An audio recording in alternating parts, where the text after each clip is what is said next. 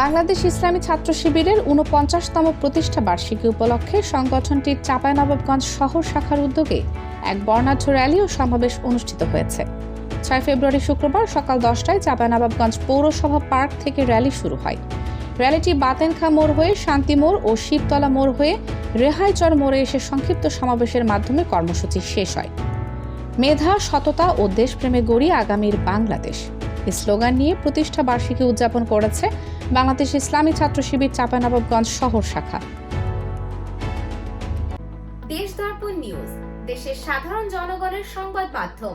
আপনার সংবাদ এবং বিজ্ঞাপন প্রচারের জন্য যোগাযোগ করুন স্ক্রিনে দেখানো হোয়াটসঅ্যাপ নম্বরে।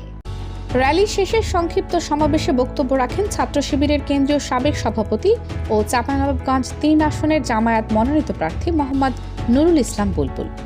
মোহাম্মদ নুরুল ইসলাম বুলবুল বলেন, ছাত্র শিবির দেশের ছাত্র সমাজকে নৈতিকতা ও আদর্শিক শিক্ষায় গড়ে তুলতে গুরুত্বপূর্ণ ভূমিকা রেখে চলেছে। আগামীতেও এই ধারা অব্যাহত থাকবে ইনশাল্লাহ।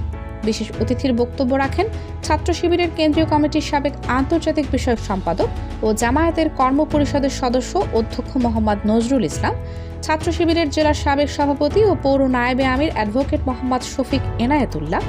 এ সময় উপস্থিত ছিলেন পৌর জামায়াতের আমির হাফেজ গোলাম রব্বানী, ইসলামী ছাত্র শিবির চাঁপাইনবাবগঞ্জ শহর শাখার সভাপতি মোহাম্মদ আব্দুল আজিজ, সম্পাদক মোহাম্মদ ইউসুফ আল গালিব সহ বিভিন্ন পর্যায়ের নেতৃবৃন্দ ও বিপুল সংখ্যক কর্মী উপস্থিত ছিলেন।